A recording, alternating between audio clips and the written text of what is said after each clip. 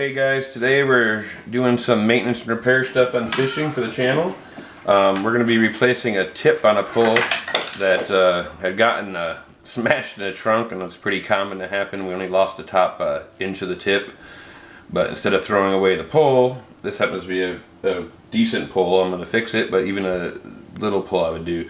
You can get these tips and they come in a multiple size pack on Amazon. I'll have a link there to get them. You get a 50 pack and it comes with all these different sizes, so it makes it real easy. You can spend more. I think this is $19.99. I'll know more when I look it up on Amazon. I can always go back and make sure you have the right price. Basically, you find a tip in here that's going to fit yours.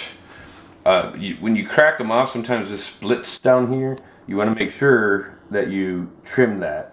The easiest way to do that, since these are hollow, if you try snipping it off, it's going to keep splitting your pole.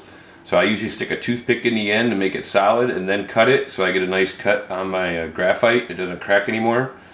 And you can spend more and get the exact tips that match what you have, but for us, I'm just using these poles every day. I don't care if the tip matches as long as a tip on the pole to make it work correctly. So I picked out the right size. I'm going to do a dry fit. Make sure it goes on. You just want to make sure it's lined up with all your stuff when you go to glue it. And you can buy all kinds of special epoxies and stuff they tell you to buy for doing fishing pole tips, but super glue works just fine. It'll hold on the tip. The tip's not pulling sideways, it's pulling down.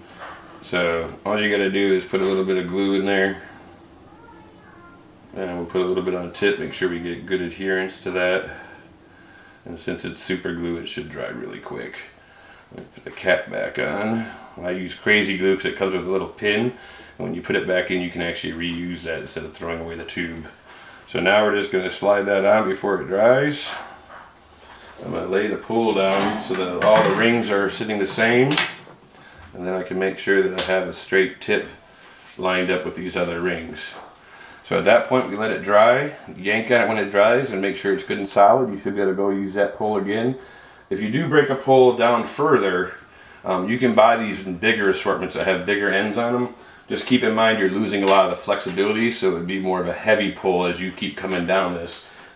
You could lose actually a foot of your pole and still use it. It just wouldn't, if it was an ultralight before where it flexed real easy, it's going to not flex as much, so you're kind of turning it into a medium weight pole by going down. So the further you go down, the heavier the weight pole gets. So it goes from ultralight to medium to heavy. And when you get all the way down where it's really thick, you could use it like a deck pole, a dock pole, but it's going to be a really heavy, stiff pole if you put it down here. So I hope you enjoyed the video, and hopefully you can save some fishing poles instead of throwing them away when you shut them in the trunk, which seems to happen a lot.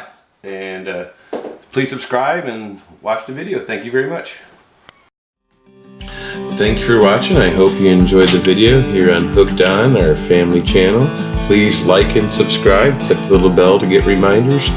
Our goal is always to get more subscribers. To hit 1,000 would be awesome, so help us out.